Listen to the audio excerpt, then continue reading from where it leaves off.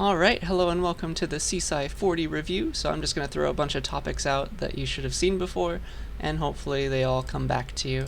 I won't spend too long on each of these, and so if you see anything that doesn't make any more sense, like it's been too long since you saw it, that's definitely a sign to go back to your textbook from your CSCI 40 class and maybe review it, or come to office hours and ask me questions about it. Okay, so let us get started and talk about const, because we're going to be using that a lot in this class. Okay, so const is just short for constant, of course, and that's when you don't want something to change. So if you make a const int, for example, const int, call it something x, I guess, set that to 42, you now have an int x, but it can never change. You cannot reset it to something else. Okay, so let's code that up and watch it work.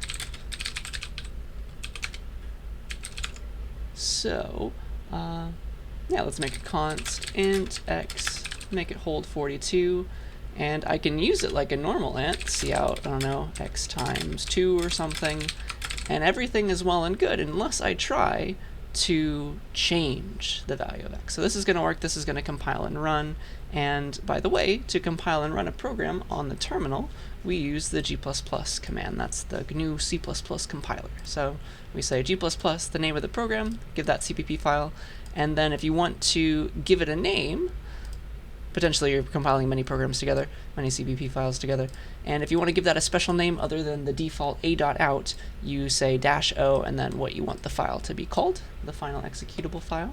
So let's do that. So let me compile this down here. I'm in the same directory. There's my little file, const.cpp.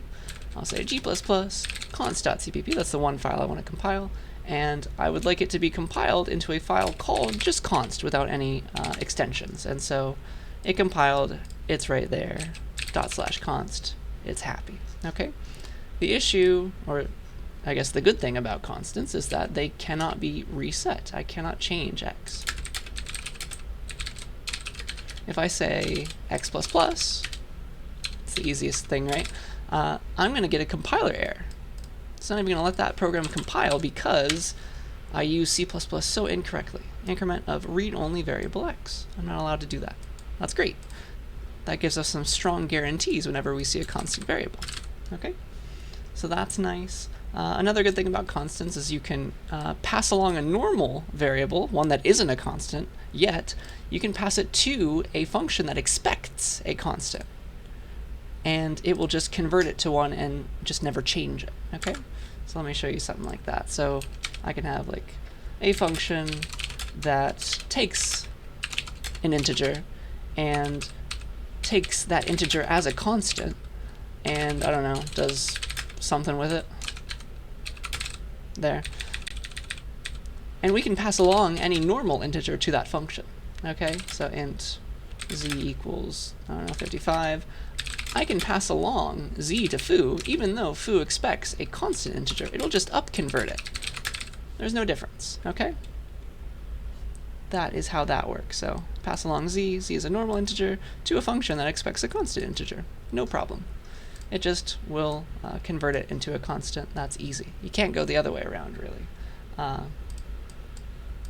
Especially if you have a reference. Okay? You wouldn't really want to. So that is const in a nutshell. And yeah, that's as fast as I want to go for those topics. So let's keep on trucking. Alright, let's talk about references now. So, a reference is kind of like a pointer almost. It lets you access another variable. It really just lets you rename a variable. So if I have int x equals 42, of course, I can make an int reference, and the ampersand next to the type says it's a reference. Let me draw that slightly better. Int reference y, I can set that equal to x, and now what just happened in memory was this. First line makes a box in memory called x, and x holds 42. And then this line makes nothing new. It just renames x, or it gives a new name to x, call it y. Okay, so the same box in memory now is holding 42. And so I could say x++, and it will affect this box, make it 43, of course. Oops, if I can spell. I could also say y++, and it's the same name, same box, so it's going to make x/y 44 now. Okay? And that's the beauty of references. So let's show that. References.cbp. So int x equals 42, and reference y equals x. And so now they're linked. I can say x++, y++, and they both affected that same box in memory. So I can see out x, it should be 44. I can see out y, same thing, different name, should also be 44. Okay, so to compile, g++, name of the file, -o, what you want it to be called, and I accidentally added a slash. So there is references, the compiled file. Let's run it. Cool. So that's the basic idea of references. The main reason we use references, you don't usually make a reference to the same variable or variable that exists within a function. That's kind of odd to do, but that's how I like to initially teach this topic. The main reason we always use references is for parameters, okay? You have a function that normally expects something, like maybe we have a function that takes a vector and does something with it, maybe like sums all the values in it or something cool like that. The issue with this function right now is if you pass along a vector, it's going to get copied into V. It's going to make a new vector and potentially double your space usage if it's a giant vector. If you pass it to foo, it's going to now make a second copy of it. Okay, so what you can do instead is make that little reference, and suddenly V is no longer copied. We are using the same vector that was passed along. Okay, it's just a new name. This is weird. There must be a bug in PowerPoint. It doesn't let it go away unless I change the slide or draw something new. So that's quite nice. We can make a reference to that and not duplicate any memory. In addition, we can say maybe we're not supposed to touch that original vector because the second we pass it along like this is called pass by reference, and we are not, or we are allowing this vector to be modified, right? Because it's the same vector that was passed along. Maybe we don't like that. So we can force the user, the body of this function, to not touch the contents of the vector by calling it a const vector. Okay? So everything's coming together with that example. Let's try that. Let's make like a sum function or something. So here's a vector. And let's make like a sum of vectors function. So I'll say cout sum vector with v. And let's look at all our options. So I guess it needs to return an int, some vector. It's going to take a vector. We can call it v there too.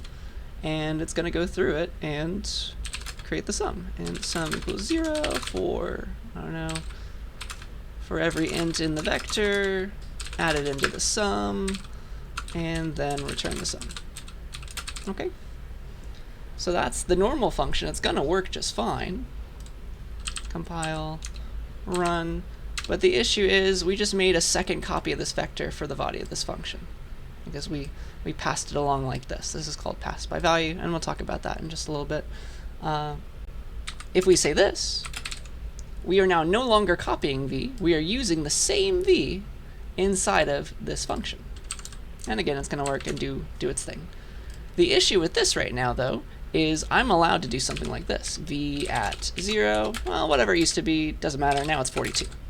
I can change that vector, which is the same one down here. This function returns, comes back here, and now v has changed. We maybe don't like that. So one way to not let that happen and still get the benefits of not having to copy maybe a giant vector with a million entries is to say const. Make it a const and also a reference. Okay? That's how that's working. And so now this becomes a compiler error. You're not allowed to do it. And so you get that lovely space savings, and you also don't let yourself do anything silly in the body of this function. You're not allowed to touch it. Okay? So that is references and why we usually use them. They let you save memory so you don't have to copy values between functions. Vectors might be very large. We don't want to make a second copy of that. Okay? So that's references. Let's talk about pointers now. So a pointer, it's just a variable, right? It's its own little box in memory, but it holds an address. That's the kind of thing that a pointer holds. It holds a number, a special address value. Okay? It is its own variable, but it holds an address of some other variable. Okay? So for example, I can make int x equals 42 like I love to do, and yes, that's a box in memory holding 42, but also inside of the computer it doesn't know about x, it knows the address. It knows the number in memory associated with x. So maybe x lives at address 100, okay, for example. I can get at that 100 with a pointer, right? I can say int star, maybe p, and set that to the address of x. Remember that? So that makes a new place in memory called p, but p's job is to hold this address of x. Okay? So if I set this ampersand x, that gets the address of x, that is 100, sets it like this, and sets up this relationship, this pointer relationship. Okay? And p, because it's its own variable, technically has its own address, so p maybe lives at address 108. We're just never going to care about that. Okay? So that is how pointers work. Let me... I want to give you an example of pointers between functions, because a good reason to use pointers is to share values across functions, kind of like references. So let's maybe do that. Okay? So let's do the first example, though. Int star p equals address of x. And now I can say x, or I could say star p. Those are interchangeable at this point. That's following the pointer.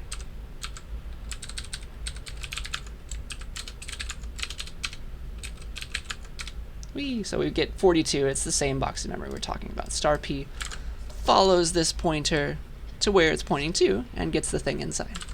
Okay?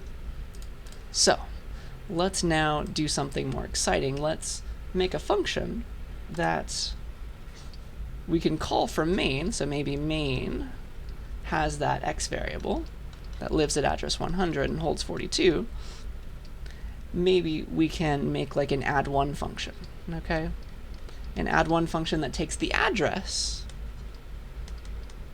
of x, which is 100. This is supposed to be some other address like 108. And we can access this memory through p, because we've set up that pointer relationship. Add1 secretly knows about main's memory because we know an address. We've saved an address of one of main's variables inside of p.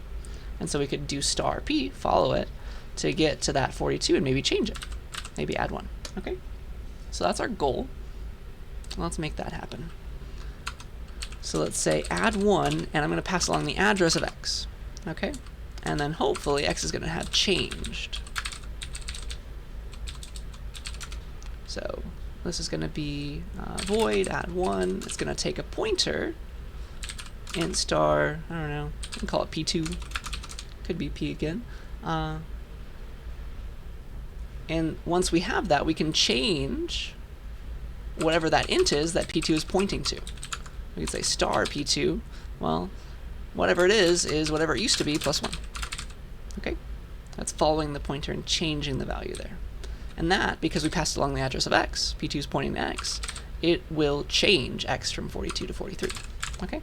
So I guess I called this p2, and when we do that plus plus, it's going to make this 43, and when I print out x in main, after that call has finished, oh man, are we going to see 43. Okay? So hopefully that's making some sense. This is secretly kind of what references are doing for you. They're keeping track of like pointers, and they're doing the dereference automatically. It makes things a bit easier. But there's still definitely reasons to use pointers, and we're going to learn a lot of those reasons in this class. Okay? So I want you to become very comfortable with pointers if you're not already. Alright, so I've been hinting at this. I've been saying these words a lot. Let's go through each of them and see what's happening. So we have call by value, that's like the default, the first way you learned about function parameters. We have call by reference, where the parameter is a reference type. And then we have call by pointer or call by address, where the parameter is a pointer to something else. Okay? So what we'd like to do, I guess the best way to show this is to make a simple function that does the same thing using all three styles. Okay? So let's make a swap function. Silly PowerPoint bug. Let's make a swap function that takes two values and swaps them. So like I got x, I got y. I want to swap their content. So 42, 43, I want this to become 43, 42. Yeah? So let's see how we can do each of these things. Call by, I don't know. How about just call by.cvp, because we have all the different kinds. Okay? So here's my int x and y, and I'd like to swap them. So we'll have swap by value first, pass along x and y, see what happens. See out x and y together. And so this is the first function, okay? It's going to take, I don't know, x and y. Let's call them a and b here. They have different names. And so that took x and y. We're calling it with that, so a is going to become x, b is going to become y, and we're going to swap them inside of this function. Okay, so this is going to be, remember how to swap things, so it's, you got to make a temporary variable, set that to one of them, a equals b, b equals temp. So that's going to swap a and b, but the question is, did it swap x and y? Do you remember? Oops. We have a new file we're working with.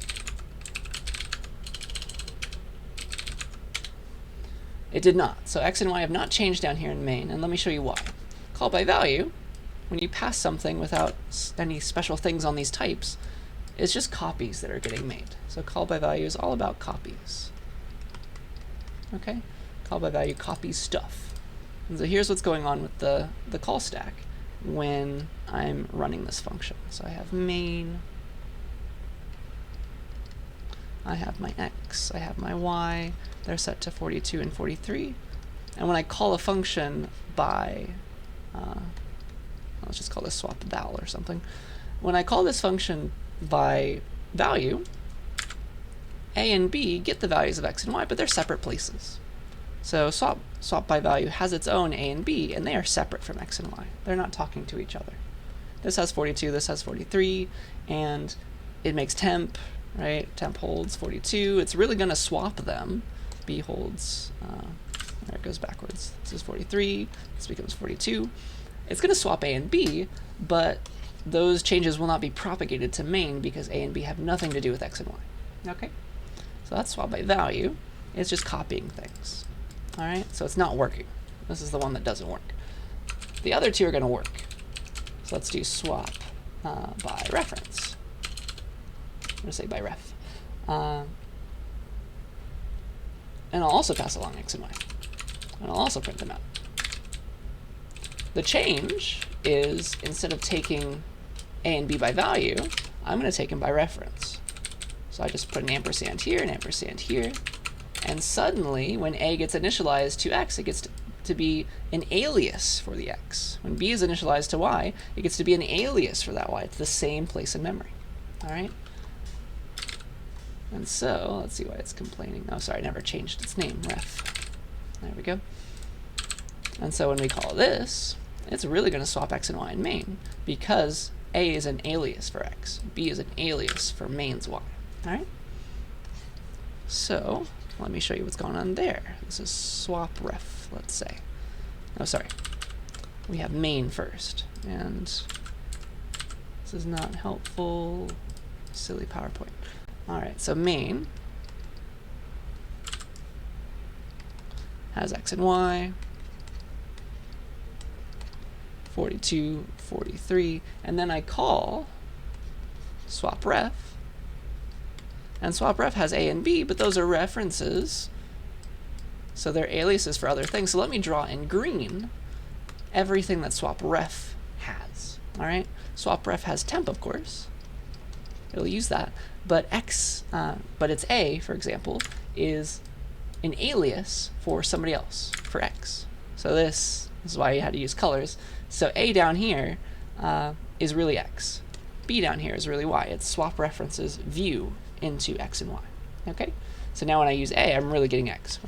If I use y, I'm really getting, when I use b, I'm really getting y. And if I change them, I'm really changing those values. So then it's going to set temp to what? 42, and actually do this. It's going to work out 43, 42. Okay, so that's why it's working, because a and b really are just different names for x and y. Not swap by reference, call by reference. And the final one is, let's do it from scratch using pointers. Okay? So if I want to swap things by pointers, let's say PTR for pointer, I don't pass along x and y themselves anymore, I pass along the addresses of x and y. Okay? Swap by pointer. So instead of a reference, a and b, I have pointers. A is a pointer to an int, b is a pointer to an int. Alright?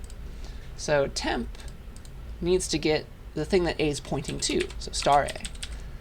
I want to set star a. I want to set what a is pointing to. I want to set what b is pointing to. So I'm going to use stars everywhere to get those underlying integers. Okay?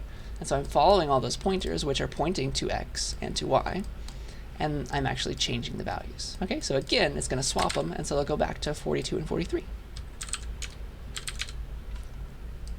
Sweet. So let's draw how this is working. And you will have all this code. I'm going to post it for you. Okay? So here's main, x and y, 42, 43. Now we have to worry about addresses, so let's make some up. Let's say that x lives at address 100, y lives at address 104, something like that. And then we're going to have swap pointer. We call that. So now we're inside of swap pointers call. It has temp, of course, but it also has a and b. A and b are pointers to x and to y. So a was initialized to be, for this call at least, a is going to be initialized to be the address of x. What is the address of x? That's 100. What is the address of y? That's what b gets. That's 104. And so we've set up this relationship. If I follow a, I get x. If I follow b, I get y.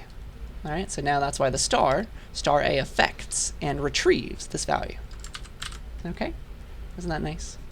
So,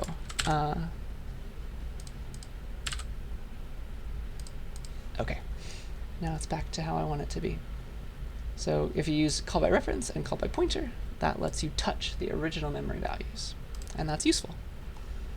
The first one, call by value, does not swap anything. It makes copies. All right. So that is all those in a nutshell. Hopefully it's all coming back to us. Let's keep on going. The next thing that's going to be very important in this class is the heap. Okay? So that's where you make things on the fly. You create your own memory on the fly. You say the new keyword. You remember that? The keyword new. If you say like new int, that creates a brand new integer on the heap. All right? That lets us do nice stuff. So let's see the best way to say this. I could say something like this. Int star I equals new int.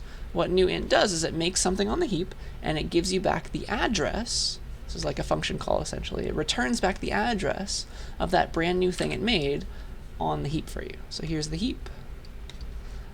If I say new int, I just made a brand new shiny box holding nothing yet, and I'm going to remember the address of that box, maybe 100, and I'm going to give that back to whoever asked for it. And I'm going to store that maybe into an I variable that lives inside of the stack, right? That's some normal local variable. So I will hold this 100 value that points into the heap, okay? Anything on the heap does not have a name, it has a number.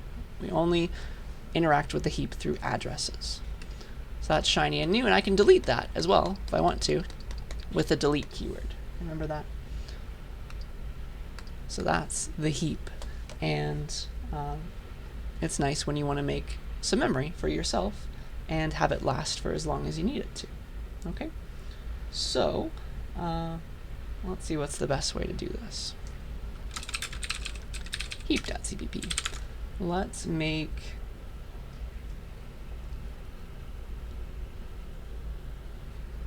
let's make a function that leaks memory, maybe. I don't know. Void foo. Foo will make a variable on the heap. Let's say int star I equals new int. And I can interact with that int that I made on the heap for myself. However I want, star I equals 42, cout star I, all that cool stuff. And I think I'll just call foo right now. All right? And then I'll change this in a second to do cooler stuff. So it makes a brand new integer, lets it hold 42. So really this is like main's being called, we called foo. That's really where the I is. Like I'm gonna put the I here now, okay? So this is where the I is now. It's really holding that 100. That's really what's happening. You can forget about this one. That's like, I've zoomed into it now, okay? So that's where I really lives. Maybe I'll actually delete that. I think that would be easier. Okay, so that's where I really lives, and I'm interacting with 42. I'm printing it out, right? I guess I'll get rid of the stack word too. And that's all well and good until foo returns. Once foo returns, I have lost this link, right? Because I only had it through I was a local variable to foo. When I'm back in main, if I had more code down there, I would not be able to access this piece of memory, which is sad. It's just floating around until the end of the program. I have no way to access it. I forgot its address, okay? So the main reason you're gonna use the heap is, well, you want something to last in between function calls. Maybe we have like a variable down here, x. Maybe we can give back the address of that I variable. If we give back 100, we can store it into x. And now I have a variable that's lived for a while. It's lived in between function calls. That's kind of nice. So maybe I'll return I. And so now foo is not void, it returns an int star. And I can save that. This is the address of foo's I from the heap. And I can use that still. I can be like star I or star x plus plus cout star x. It's that same place in memory, and it's lived for a long time now. Stuff on the heap is good for like global variables. Oops, sorry. I think I gotta do it like this. There we go. Stuff you make on the heap is kind of like a global variable in the sense that it lives for a long time, but unlike global variables, stuff made on the heap can be reclaimed. You can say, I'm now done with this long-lived piece of information. I don't need it anymore. Like down here, I'm done with x. I can delete it. I can say delete x, and that deletes the thing at that address on the heap. And now there's no more leaks. Okay, same program though, same output. So if I say delete x, that gets it off of this heap. Okay? So that's a lot of examples of heap stuff, but very useful because we can make memory for ourselves on the fly, and it can last until we're done with it, until we want to delete it. Okay? So let's talk next about some data structures that we already know, like arrays. So an array is just a bunch of stuff in memory right next to each other. So for example, int arr bracket bracket, that's how you make an array, right? Let me draw that slightly cleaner. Oh man. There we go. Equals 1, 2, 3. That makes this thing in memory, right? R 1, 2, 3. That's essentially what's happening. Secretly though, R is just a pointer to its first thing. So really, if I draw it like this, but what I mean, what's really going on inside is this. 1, 2, 3. These each have addresses like 100, 104, 108. And then R, if you just use it by itself, it's really a pointer to its first element, which is kind of cool to think about. That might be useful in a second. You can make arrays on the heap like this. You can say int star heap r, I guess, equals new int, and then you can say, I want 42 integers, please. I want an array of exactly 42 integers made on the heap for me, please. And the reason this is okay, and you can say stuff later, like you can get heap r at index 12 or something. The reason this works is int stars can be used like arrays. You can use this syntax with them, which is quite nice. So let me show you this just briefly, because you will be making heap arrays. So int star heap r equals new int of some size. And this size can be gotten from the user, for example. That's really nice. You don't have to know up front how much memory you need. You can ask for it as your program's running, and it can be different every time. And so I can set heap r of like 12 to be 42, and I can use it just as normal, like an array, until I'm done with it, and I can delete it off of the heap with delete. But I don't say delete heap r like this, because it thinks it's just a single int, because it's the same syntax, right? If I say delete I, it will delete just a single int. No, this is an array of ints, even though it's an int star. So you gotta say delete bracket bracket to have it delete the entire thing. Okay? So that's just syntax. Oops.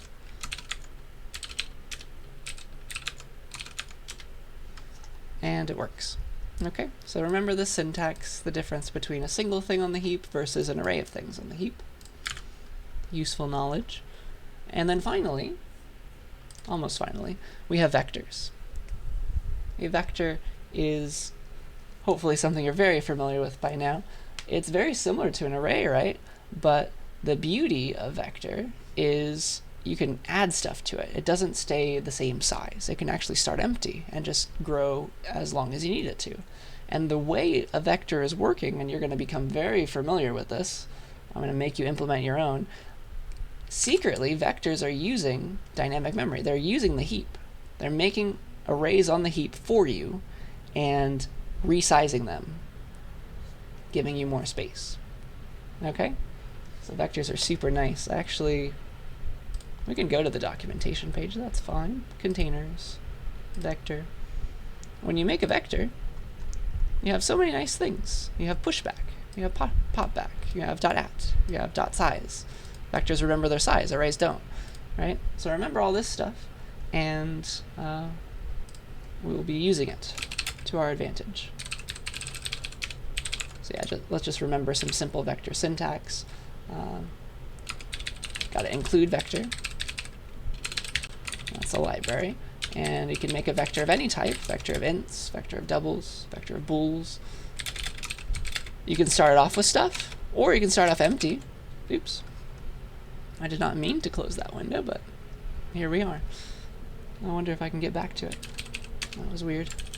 Sorry. Technical difficulties. Okay, cool. Still there. So this is an empty vector. Vectors know their size. Right now it'll be 0. This will print 0. I can add stuff to vectors, v.pushback. I can push back 1, 2, 3, and so now the vector holds new stuff. The size should be 3, and I can get stuff out of it. I can go through it in the standard way. Int I equals 0, I is less than v.size, I++. That works. You could also use the range-based for loop that I used earlier today. You could be like cout v at I. That's the standard way. You can technically use v bracket I, but that does not do bounds checking. I'd much rather have v at I used in this class, because that'll throw an exception if you try to access outside the vector's range. And so you can just print everybody out. And those are your standard vector operations that you should be pretty familiar with.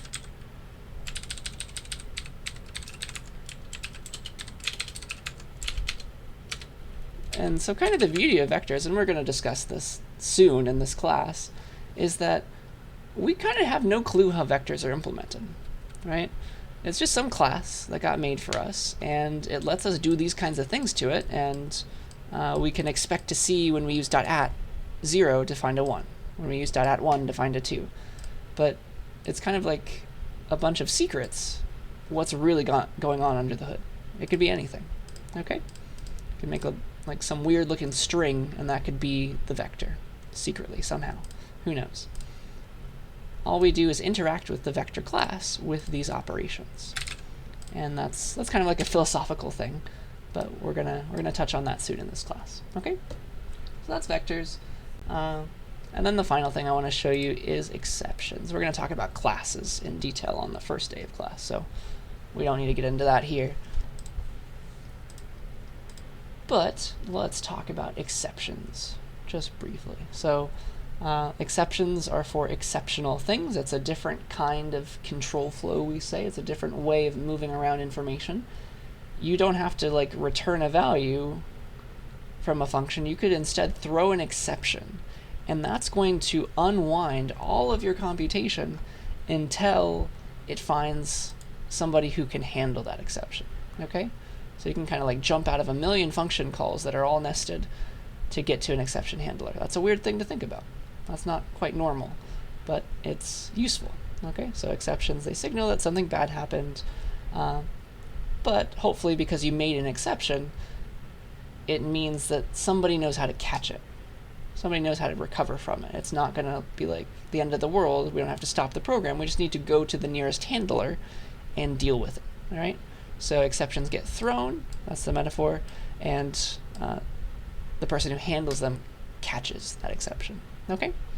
So here's my silly example. Let's say, let's make like a function that is for ordering a pizza, and then if anybody ever tries to order pineapple on their pizza, we're going to throw an exception because obviously that shouldn't happen, okay? So try and catch. Those are your blocks that I'm going to show you. That's how you handle exceptions. You try to do something that might throw an exception, and you catch that exception, okay, and you handle it. Okay, so here's my silly example. And the kind of exception, let's throw a runtime error. That's one of the standard exceptions in the aptly named standard except library. It's runtime error. Okay, you just make it with a string. You give it a string in its constructor, and that's what you get back when you say dot what. Where is it? When you say dot what on the exception. We'll get into that. Okay. So let's make a function that's like order pizza. Let's ask the user for what they want on their pizza first of all. See out what kind of pizza do you want? Question mark. And string pizza type or something. So now I have a string, and we'll read into that. Hopefully pizza types are only single words. And then let's order that kind of pizza. Order pizza with that pizza type. All right, so let's make that function.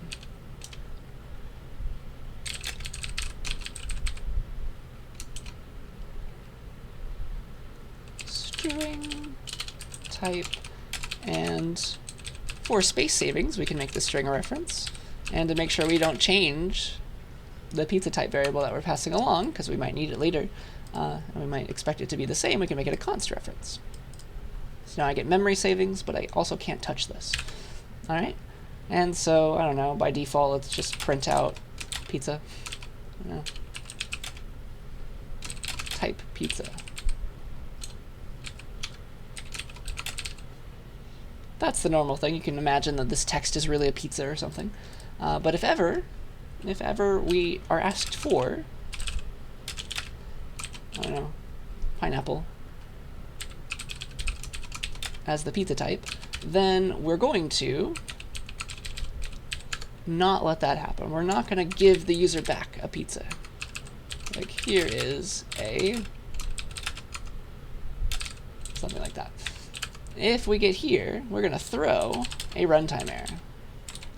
And the way you create a runtime error, you can just call its constructor. You give it a string, pineapple is not allowed on a pizza. Okay? Sad face. A really angry face, but I don't know how to make it. Is that angry face emoji? Sure, good enough. And so this is throwing a runtime error, and we could catch that if we wanted to. Well, let's see what happens if we don't. What kind of pizza do you want? Pepperoni. That's my favorite, and so it makes one for you. Here's a pepperoni pizza. If I want a pineapple pizza, then some weird stuff gets output, right? So we throw this, and what happens when you throw an exception is C++ looks for somebody who knows how to handle that exception with a try-catch block. Nobody had one of those. Nobody said in the program before we called this function that they knew how to handle a runtime error. And so if the exception goes unhandled, the program terminates. It says runtime error got thrown. Here's what the what would have printed out if you called it. And, well, you didn't catch it, so I'm going to assume that this was an exception that could not be handled. Let's handle it. Dun, dun, dun. Try. So inside the try block, we put the code that might go wrong. We say, C++, please try to execute the following function and stop if any exceptions are thrown. And then after the try block, you give a bunch of catch blocks, potentially. We only need just one. That says how to handle any exception that might be thrown by the code from the try block. Okay? Catch. And we're going to catch a runtime error. And normally you catch a runtime error, or you catch any exception by reference. That's just the standard thing. And it's kind of like a function in that sense. We get the runtime error, call it E, and we can use it inside of this catch block. And so if we get here, a runtime error was thrown by the code from the try block. And we can handle it. We can be like, cout, uh-oh, something like that. We can inspect the exception. It's called E right now. We have it. You can say cout e.what. That's what a runtime error does. It gives back the string that you used to create it, which is kind of cute. And so it'll just print out whatever we gave here to the constructor of runtime error. And we can do other things. We like, I don't know, rerun the program and try again. And so the program is going to end normally now. Potentially you could also like ask them to enter something again. That could be a way of handling this. But this is a simple way. That is us handling the exception. Okay, we caught it, and we're doing stuff with it to hopefully recover from this grave error of asking for pineapple on your pizza. Okay? So that's try catch. Let's see if I can get it all in the same window. Yeah. Compile, run. So if I ask for a normal pizza, it's going to run. It's going to end the program. It's fine. We never jump out of the try block to a catch block. Okay? But if I have this exceptional case, we stop. There might be more things in this try block. We're never going to get to them. The second an exception gets thrown, we're done with the try block. We jump immediately to the catch block and keep going. Okay? So we go here, we get our runtime error, call it E, and we start handling it. So we printed uh-oh, we printed the contents of the what method call on the runtime error that we caught, and then we can output more stuff. Okay? So maybe here you would ask the user to keep on entering until they have something, until they ask for something other than pineapple. Something like that. Okay? But that's try catch. Try to do this, please. If anything goes wrong, here's how you handle it. And maybe you have code that can throw different things. You can catch, I don't know, catch anything. Maybe your code might throw an int. You can catch it. You can handle it. Handle the int I being thrown. Dot, dot, dot. You can have multiple catch blocks. Okay? So that is exceptions and exception handling in a nutshell. That is as much as I want you to remember right now. Okay? So a bunch of topics. They should all be familiar. They're all required to be taught in CSCI 40, but I understand it's been a long summer and maybe we're a bit rusty. Okay, so definitely study up on any of these that were too unfamiliar to you, put them back into your brain, and you'll be ready to succeed for the first real day of class. Okay, so congratulations, you made it through my little review. Thanks for watching, and I will see you in class.